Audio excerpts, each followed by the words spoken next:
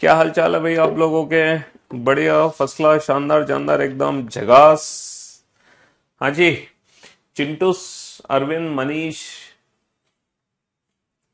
सचिन, सचिन, सुषम, सुषम पाल, मनमोहन, क्या हाल चाल भाई? हाँ जी। तो मेरे दोस्त, मेरे भाई, सीटिंग अरेंजमेंट टॉपिक हम लोग कंप्लीट कर चुके हैं। ठीक है। जो लास्ट डेटा वो, अच्छा, उसमें जो लास्ट क्वेश्चन मैंने सीटिंग अरेंजमेंट में आपको कराया था तो आपने देखा होगा, बाद में मैंने उस क्वेश्चन में करेक्शन कराया है। तो जो लास्ट क्वेश्चन था ना कोडेड सीटिंग अरेंजमेंट का, उसके बेसिकली दो आंसर हैं। मैंने लास्ट में उसको करेक्शन भी करा दिया था। ठीक है, तो आप लोग करेक्शन कर लेना। आज मैं आपको टॉपिक कराने वाला हूं। ठीक है। और उस टॉपिक का नाम है मशीन इनपुट। ये जो टॉपिक है ना, मशीन इनपुट, ये समझ लो ये कोडिंग डिकोडिंग का ही अगला रूप है। कोडिंग डिकोडिंग का ही नेक्स्ट लेवल है। एक तो हमने कोडिंग डिकोडिंग चैप्टर पढ़ा था, और ये भी जस्ट लाइक कोडिंग डिकोडिंग ही है मशीन इनपुट।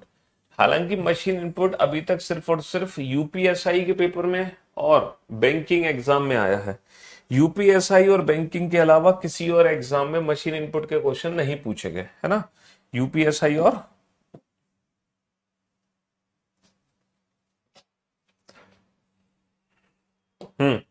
यूपीएसआई के एग्जाम में मशीन इनपुट के क्वेश्चन आए हैं, और बैंकिंग एग्जाम में मशीन इनपुट के क्वेश्चन आए। इन दोनों के अलावा किसी और एग्जाम में मशीन इनपुट के क्वेश्चन नहीं पूछे गए।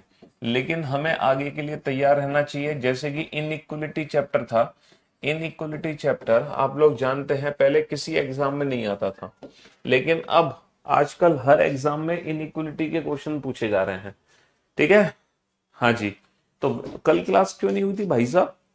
कल क्लास 2 अक्टूबर को क्लास होगी। 2 अक्टूबर को बेटा नेशनल हॉलीडे होता है। हैं? तुम कह रहे हो 2 अक्टूबर को क्लास चाहिए तुम्हें? गजब हो यार तुम तो। हम्म। चलिए। तो मशीन इनपुट ना बेसिकली कोडिंग डिकोडिंग का ही एक एडवांस रूप है। इस चैप्टर में होता क्या है कि एक इनपुट दिया होता है, एक इनपुट दिया होता है, और उस इनपुट को ना रीअरेंज किया जाता है।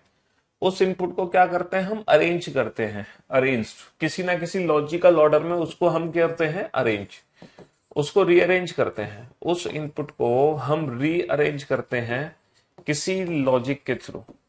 ठीक है। रीअरेंजमेंट होती है ना, कोई एक लॉजिक हमें अप्लाई करना है जिसके आधार पे वो रीअरेंजमेंट करते हैं। और जो रीअरेंजमेंट हम लोग करते हैं ना, वो करते हैं इंडिविजुअल स्टेप्स में। हम लोग ना स्टेप्स बनाते हैं, स्टेप 1, स्टेप 2, स्टेप 3।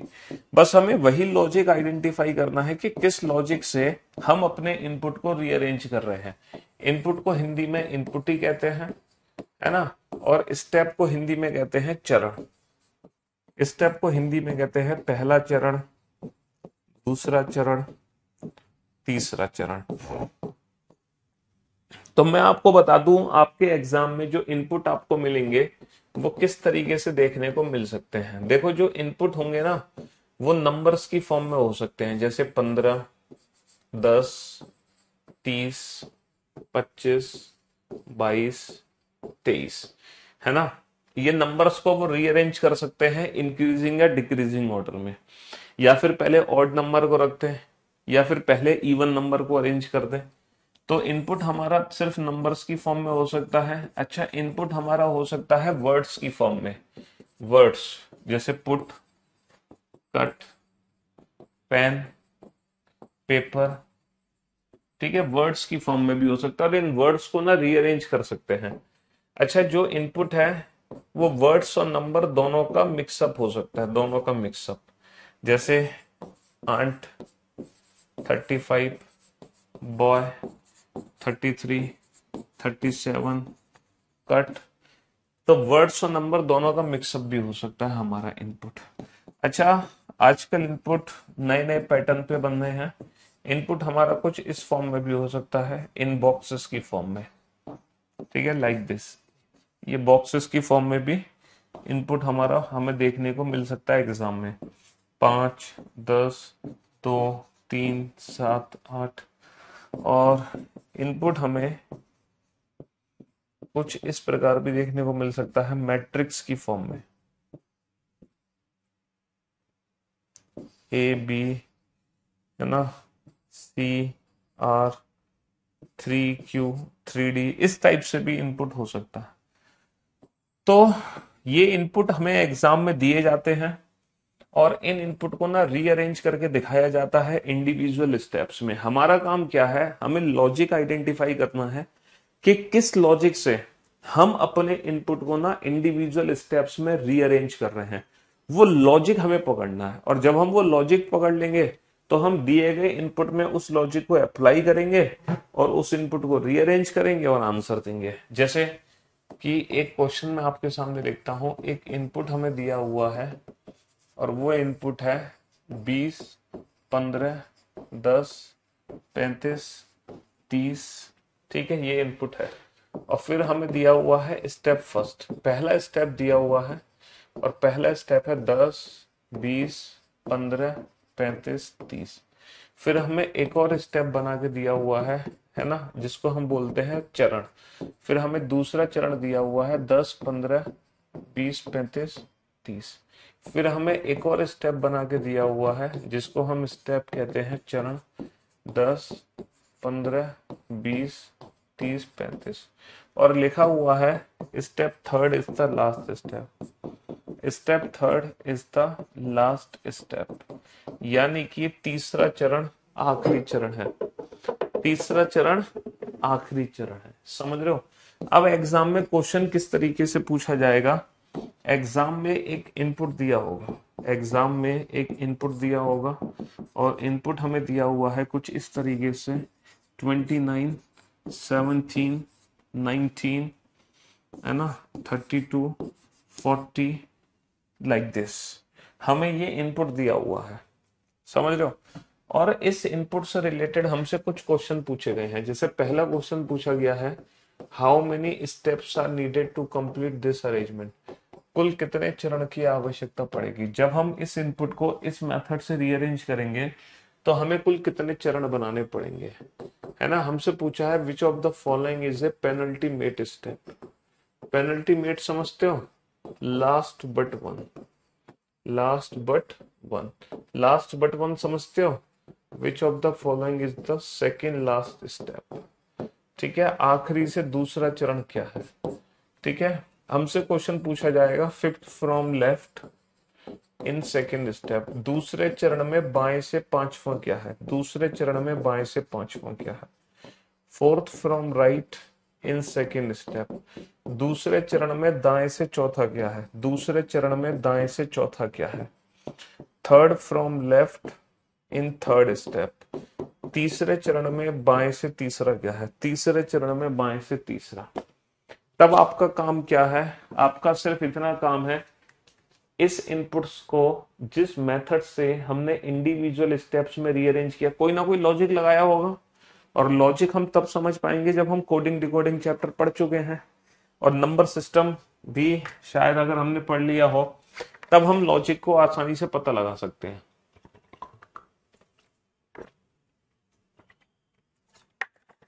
हाँ जी, तब आपका काम पता है क्या, आपका काम है इस दिए गए इनपुट से इंडिविजुअल स्टेप्स कैसे बने हैं ये लॉजिक पता लगाओ। पहले पता लगाओ इनपुट को स्टेप फर्स्ट में कैसे बदला, फर्स्ट को सेकंड में कैसे बदला, सेकंड को थर्ड में। जब आप वो लॉजिक ढूंढ लोगे, उस लॉजिक को आप इस इनपुट में अप्लाई कर दो और फिर आप इंडिविजुअल स्टेप बनाओ कि यहां पर इस इनपुट को जब मैं रीअरेंज करूंगा तो पहला स्टेप क्या बनेगा, दूसरा क्या बनेगा, तीसरा क्या बनेगा, चौथा क्या बनेगा, या कितने स्टेप बनेंगे। फिर जब आप टोटल स्टेप बना लोगे, फिर आप इन पांचों क्वेश्चन के आंसर दे सकते हो। हिंदी में बेटा कुछ नहीं है, हिंदी इंग्लिश एक ही चीज है। हिंदी में है कि तीसरे चरण में बाएं से तीसरा क्या है, बाएं से तीसरा। ठीक है, इसकी हिंदी है दूसरे चरण में दाएं से चौथा क्या है, दाएं से चौथा। इसकी हिंदी है दूसरे चरण में बाएं से पांचवा क्या है, दूसरे चरण में बाएं से पांचवा क्या है। इसकी हिंदी है आखिरी से दूसरा स्टेप कौन सा है, आखिरी से दूसरा चरण कौन सा है? आखिरी से दूसरा चरण कौन सा है? इसकी हिंदी है आखिरी चरण कौन सा है? आखिरी चरण या कुल कितने चरण बनेंगे? कुल कितने चरण बनेंगे ये बताओ। कुल कितने चरण बनेंगे? कुल कितने कुल कितने चरण बनेंगे? बनाओ, सॉल्व करो इस क्वेश्चन को। मैं देखना चाहूंगा आप अपना दिमाग लगा के कितना इस क्वेश्चन को सॉल्व कर पाते हैं। बनाओ।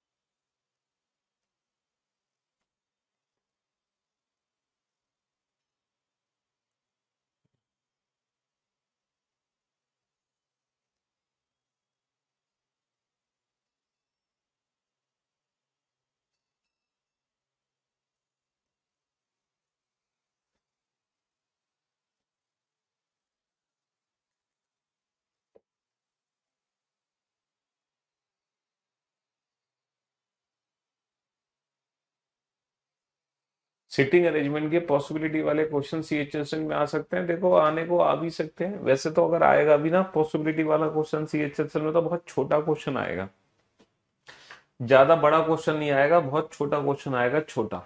चलिए, अब आपने इस क्वेश्चन में लॉजिक समझा कि लॉजिक क्या है।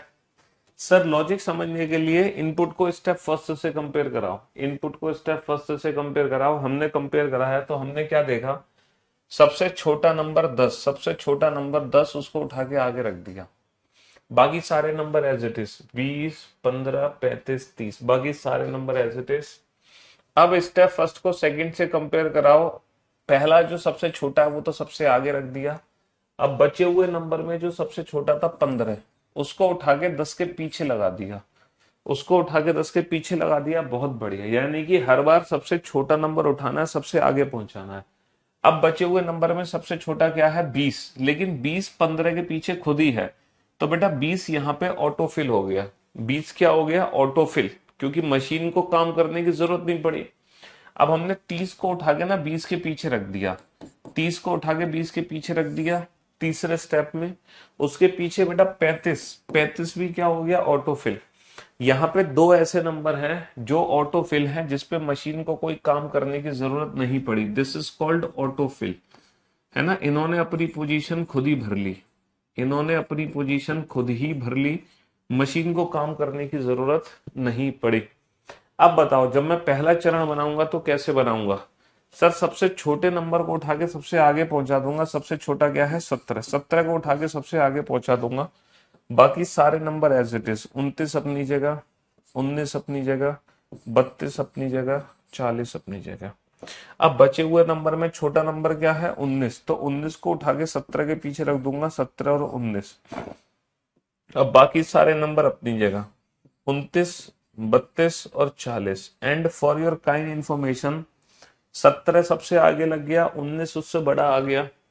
अब उसके बाद जो 29 है, 29 के बाद जो 32 है, 32 के बाद जो 40 है, ये सारे के सारे क्या हो गए? These are autofill. मशीन को कोई काम करने की जरूरत ही नहीं पड़ी, इन्होंने अपनी पोजीशन खुद ही ले ली। और ये सारे नंबर बेटा इंक्रीजिंग ऑर्डर में लग गए। हमें पर स्टेप काम करना है। सबसे पहले सबसे छोटे नंबर को उठा के आगे ले गए, फिर हम सबसे छोटे नंबर को उठा के आगे ले गए, और फिर जो नंबर बच गए ये खुद ही अरेंज्ड हो गए, बाय डिफॉल्ट अरेंज्ड हो गए, है ना। तो how many steps are needed, कुल कितने चरण बनेंगे बेटा? अब आंसर्स दो आप। तो पहले क्वेश्चन का आंसर है 2। कुल कितने चरण बनेंगे? 2 चरण बनेंगे। अच्छा, आखिरी से दूसरा स्टेप क्या है ना? पेनल्टीमेट सेकंड लास्ट स्टेप है बेटा, पहला स्टेप। आखिरी से दूसरा स्टेप क्या है? पहला। Fifth from left in second step, दूसरे चरण में बाएं से पांचवा। तो बाएं से पांचवा क्या होगा? 1 2 3 4 5। बाएं से पांचवा क्या होगा? 40। बाएं से पांचवा क्या होगा? 40। Fourth from right in second step, दूसरे चरण में दाएं से चौथा, 1 2 3 4। दाएं से चौथा क्या है? दाएं से चौथा है 19। दाएं से चौथा है 19। अच्छा, third from left in third step. And बाबू यहाँ पे कोई थर्ड स्टेप है ही नहीं। बताओ, कोई थर्ड स्टेप है यहाँ पे? यहाँ पे कोई थर्ड स्टेप है ही नहीं। तो इस क्वेश्चन का आंसर क्या होगा? There is no such step. There is no such step. ऐसा कोई चरण ही नहीं है। There is no such step. ऐसा कोई चरण ही नहीं है। There is no such step. इस क्वेश्चन का आंसर होगा ऐसा कोई चरण नहीं है। ऐसा कोई चरण नहीं है। ऐसा कोई चरण नहीं है। समझ रहे हो? तो हमें क्या करना है, ये चीज इंफॉर्मेशन ना बेटा एग्जाम में दी जाएगी। इस दी गई इंफॉर्मेशन से हमें खुद अपना दिमाग लगाना है और उस लॉजिक को समझना है, जिस लॉजिक से रीअरेंजमेंट हो रही है, किस मेथड से रीअरेंजमेंट हो रही है, ये लॉजिक हमें खुद ही पकड़ना है। समझ रहे हो? हाँ जी। जब तक हम पकड़ेंगे नहीं तब तक सीखेंगे नहीं। लॉजिक को हमें खुद ही समझना है कि किस लॉजिक से हम रीअरेंजमेंट कर रहे हैं। जरूरी नहीं है कि हर बार बेटा छोटी डिजिट को ही उठाना है। ये जरूरी नहीं है कि हमेशा छोटी डिजिट ही उठाई जाएगी सबसे पहले। वो तो बेटा एग्जाम में जो दिया होगा लॉजिक, उस लॉजिक को हमें पकड़ना। 35 15 20 10 30। दूसरा चरण दिया हुआ है 35 30 15 20 10। तीसरा चरण दिया हुआ है 35 30 20 15 10। और लिखा हुआ है step third is the last step. Step third is the last step. हाँ जी। अब हमारे पास एक अलग से इनपुट है। उस इनपुट को आपको रीअरेंज करना होगा। ठीक है, जब आप उस इनपुट को रीअरेंज कर लोगे फिर आप सारे आंसर दे सकते हो बड़े आसानी से। 27 27 37 27 37, है ना? 27 37 47 17। 27 37 47 17। और आपका आ जाएगा, हाँ मेरे भाई, 20। ठीक है। अब इस इनपुट को रीअरेंज करो और इससे रिलेटेड 5 क्वेश्चन के आंसर दो। पहला क्वेश्चन पूछा गया है कुल कितने चरण बनेंगे? कुल कितने चरण बनेंगे? How many steps are needed to complete this arrangement. दूसरा क्वेश्चन है third from left in second step, दूसरे चरण में बाएं से तीसरा क्या है। अगला क्वेश्चन है fourth from right in third step, तीसरे चरण में दाएं से चौथा क्या है। अगला क्वेश्चन है second from left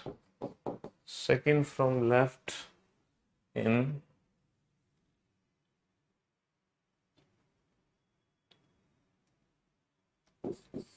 last step, आखिरी चरण में बाएं से दूसरा क्या है।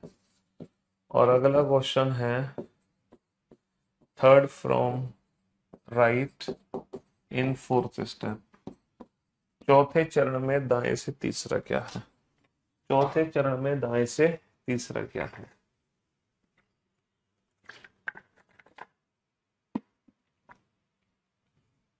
आप कहते हो बीओडी से कोर्स कंप्लीट हो जाएगा, तो बीओडी में लाइव से क्लासेस कम क्यों हैं।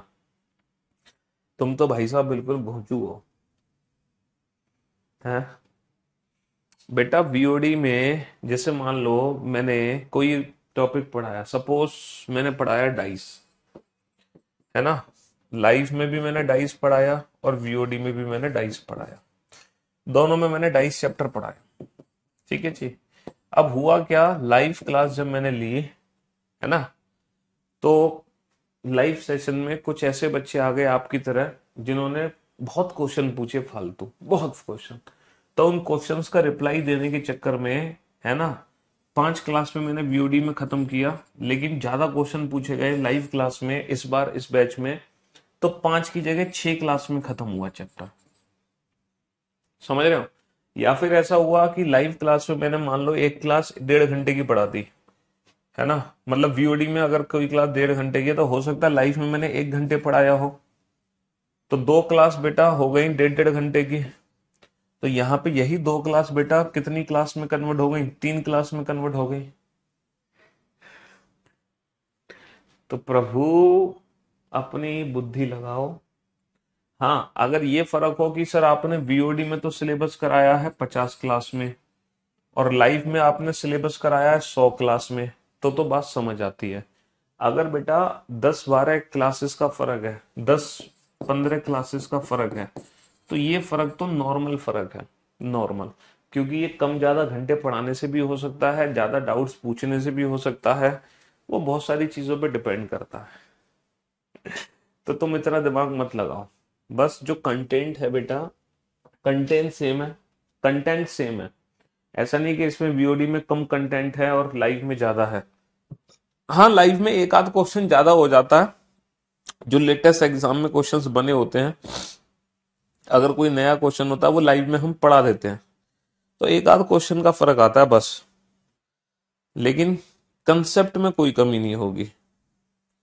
समझ रहे हो, जो कंसेप्ट ट्रिक्स सीखी है तुमने वो तुम्हारे एज इट इज रहेंगे, उसमें कोई फर्क नहीं है बाबू, ठीक है। हाँ, तो तुम उसकी चिंता मत करो।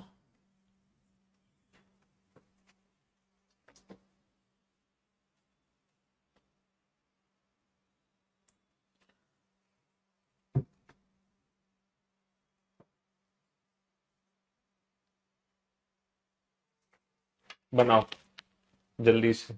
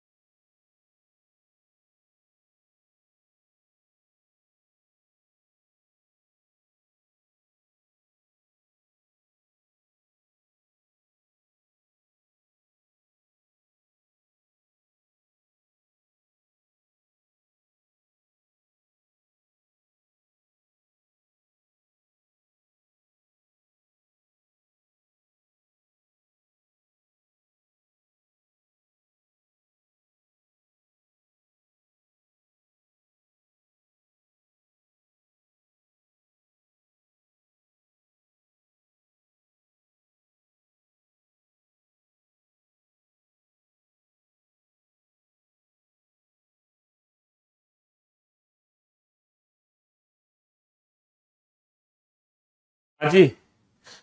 तो अभी फिलहाल मैं इसीलिए चला गया क्योंकि भूकंप आ गया था दिल्ली में। Delhi earthquake centre. तो देखो ये कहानी हो जाती है। अब मान लो भूकंप आ गया, तुम्हारी क्लास जल्दी छोड़नी पड़ गई। Nepal, India, China. नेपाल में आया अर्थक्वेक।